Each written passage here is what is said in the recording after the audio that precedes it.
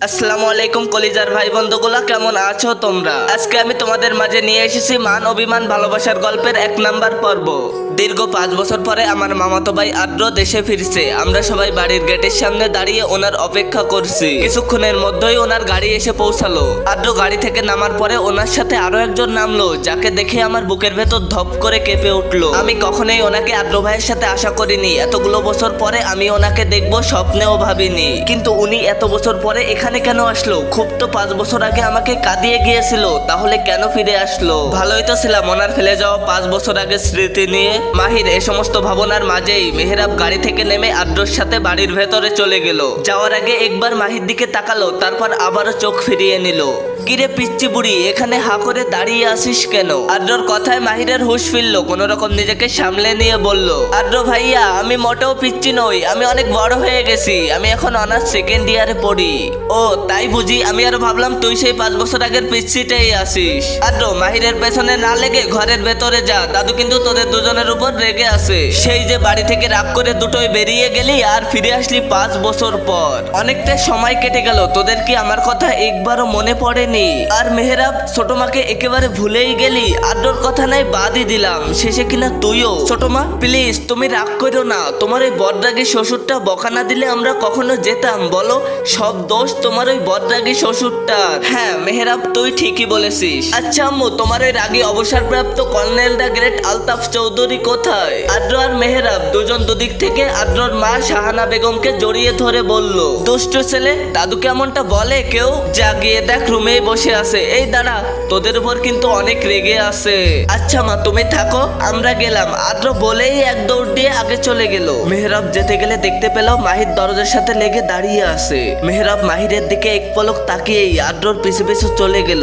আচ্ছা মেহরাব ভাই, আপনি কখনোই আমার ভালোবাসা বুঝলেন না, সব সময়ের মতো আবেগ ভেবেই উড়িয়ে দিলেন। যদি কখনো বুঝতেন যে এটা ক্ষণিকের আবেগ নয়, এটা অফুরন্ত ভালোবাসা, তাহলে হয়তো আমাকে এতটা অবহেলা কখনোই করতে পারতেন না। তবে আমি জানি একদিন আপনি বুঝতে পারবেন আমার ভালোবাসা, তবে অনেক দেরি না হয়ে যায়। মনে মনে কথাগুলো বলে চোখের কোণে জমে থাকা পানিটা মুছে নিজের রুমে চলে যায় মাহি। মেহরাব আর আদ্র মাথা নিচু করে অপরাধীর মতো মুখ করে দাঁড়িয়ে আছে। বাড়ির সবাই একজনকেই ভয় পায়, ভালোবাসে, সম্মানও করে। আর মেহরাব আর আদ্র তো আলতাফ চৌধুরীর চোখের মনি, দুজনকে অনেক ভালোবাসে উনি। তবে এখন উনি ওদের উপর প্রচন্ড রেগে আছে। সামান্য তো একটু রাগই করেছিল, তাই বলে বাড়ি থেকেই চলে যাবে? তাও আবার 1-2টা দিন না, পুরো 5-5টা বছর পরে ফিরে আসলো। দাদু, তুমি আমাদের মারো কাটো, শাস্তি দাও, যাই করো না কেন, আমাদের সাথে একটু কথা বলো। তুমি কথা না বলে মুখ ঘুরিয়ে থাকলে আমাদের খুব কষ্ট হয়। পেছনে মুখ ঘুরিয়ে থাকা আলতাফ চৌধুরী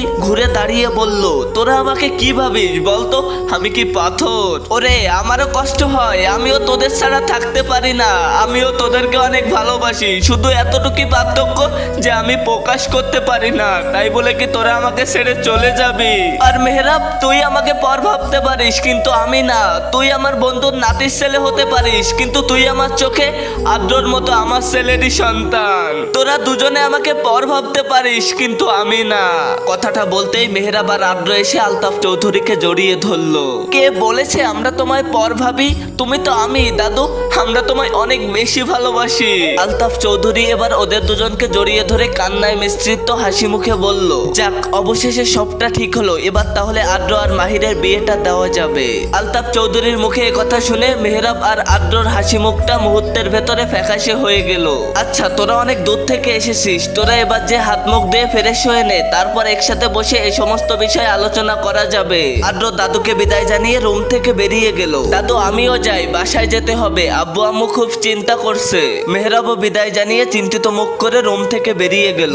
মাহিরও এদিকে আসছিল, তখনই মেহরাবের সাথে ধাক্কা খেয়ে পড়ে যেতে যাচ্ছিল। তখনই মেহরাব ধরে ফেললো। এক হাত মাহিরের কোমরে আর অন্য হাত মাহিরের মাথায়। আর মাহির চোখ দুটো বন্ধ করে শক্ত হাতে মেহরাবের কলার দুটো ধরে আছে। আর মেহরাব অপলক দৃষ্টিতে মাহিরের দিকে তাকিয়ে আছে, যেন কত বছরের পিপাসা মিটাচ্ছে। এমন ভাবে তাকিয়ে আছে যে চোখের পলক ফেলতেই ভুলে গেছে মনে হয়। মাহির আস্তে করে চোখ মেললো, দেখতে পেল একজোড়া চোখ অপরূপ দৃষ্টিতে তাকিয়ে আছে তার দিকে, যেন চোখের ভাষায় অনেক কিছু বলতে চাইছে। মেহরাব এক হাত দিয়ে মাহিরের মুখের উপর আসা চুলগুলো আলতো করে সরিয়ে দিল।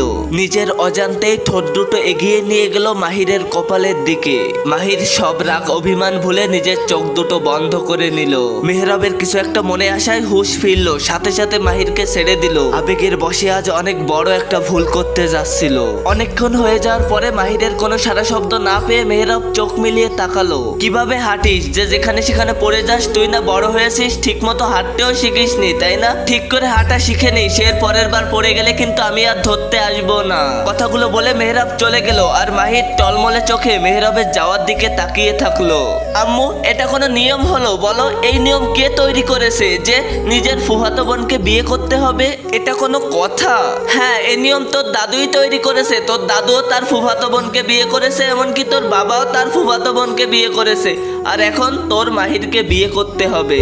আর শোন, তুই আসবি বলে মাহির এসেছে, কালকেও চলে যাবে, ওকে পৌঁছায় দিয়ে আসবি। আর না হয় কিন্তু তোর দাদু প্রচন্ড রাগ করবে। দেখো মা, তুমি আর যাই বলো, এর নিয়ম আমি মানি না। কেননা আমার নিজেরা তো একটা পছন্দ অপছন্দ থাকতে পারে। না, পারে না। তোকে যখন বলা হয়েছে মাহিরকে বিয়ে করা লাগবে, তার মানে বিয়ে করাই লাগবে। বাবা যা বলেছে তাই হবে, এছাড়া আর কোনো কথা শুনতে চাই না। কিন্তু বাবা, আদ্র কিছু বলার আগেই ওখানে মেহরাব চলে আসলো। আদ্র, আমি বাসায় যাচ্ছি, তুই কি আমাদের বাসায় যাবি নাকি আমি একাই চলে যাব?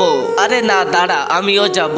আদ্র আর মেহরাব একসঙ্গে আদ্রর বাসা থেকে বেরিয়ে গেল। দুজনের উদ্দেশ্য মেহরাবের বাসায় পৌঁছানো। আদ্র ড্রাইভ করছে আর মেহরাব বসে আছে। আদ্র ড্রাইভ করার সময় কিছুক্ষণের জন্য একটু অন্যমনস্ক হয়ে যায় আর তখনই ওর গাড়ির সাথে কি যেন একটা ধাক্কা খায়। ও শিট, দেখ কি হলো। আরে দেখে ড্রাইভ করবি তো। মেহরাবের কথা শুনে আদ্র গাড়ি থেকে বাইরে বেরিয়ে এলো। আদ্রিতা স্কুটি নিয়ে বাইরে বের হচ্ছিল, বাজারে যাবে এই জন্য।